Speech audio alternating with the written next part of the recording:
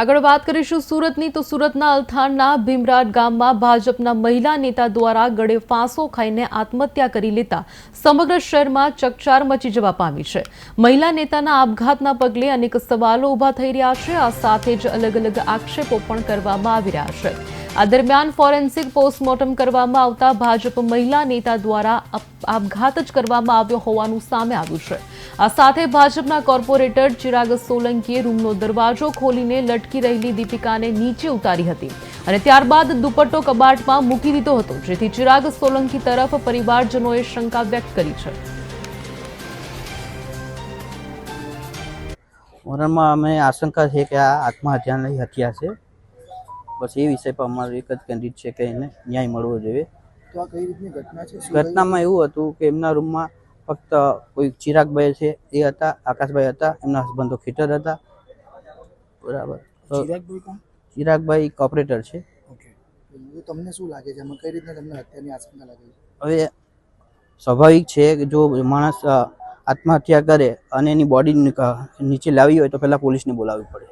જે એવી કોઈ પ્રક્રિયા કરવામાં આવી અને સીધા હોસ્પિટલ કે ડાયરેક્ટ સિવિલ લઈને આવી ગયા। હાલ અત્યારે પોલીસ પાસે શું માંગ છે? पुलिस पास एम ज न्याय મળવું જોઈએ જો સાચું હોય તો। दीपिका है Bhimrad Althan police station area के रहने वाले हैं और सुसाइड प्राइमा फेसी सुसाइड जैसा लग रहा है और अभी पीएम के लिए बॉडी को पोस्टमार्टम रूम में भिजवाया गया है। डॉक्टर साहब जो हैं वह अभी पोस्टमार्टम कर रहे हैं, तो पोस्टमार्टम के बाद में उसका जो प्राइमरी कॉज ऑफ डेथ है वो सामने आएगा। और जिनकी डेथ हुई है उनके हस्बैंड से मेरी बात हुई है, उनको अभी एज ऑफ नाउ इस तरह का कोई एलिगेशन नहीं है।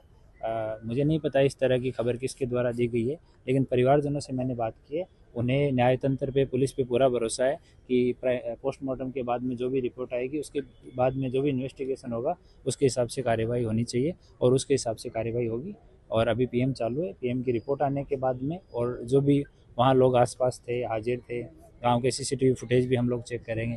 ये सारा कुछ होने के बाद जो भी तथ्य सामने आएंगे वो आपको शेयर कर दिए जाएंगे। सर, उसमें ऐसा है कि पुलिस को जान नहीं की थी और सीधा डेड बॉडी को यहाँ लेकर आया, तो ये भी एक बहुत बड़ी नहीं, ये बहुत कॉमन है। बहुत सारे केसेस में ऐसा होता है कि परिजन या आसपास के जो लोग हैं, दोस्त लोग हैं, रिश्तेदार हैं, वो बहुत बार ऐसा होता है कि डेड बॉडी को यहाँ ले आते हैं और बाद में यहाँ से पुलिस को इन्फॉर्म किया जाता है। ऐसा बहुत कॉमन है, ऐसा नहीं है कि एक पर्टिकुलर केस में ऐसा हुआ है। लेकिन पीएम आने के बाद में जो भी आगे की जांच रहेगी वो कंटिन्यू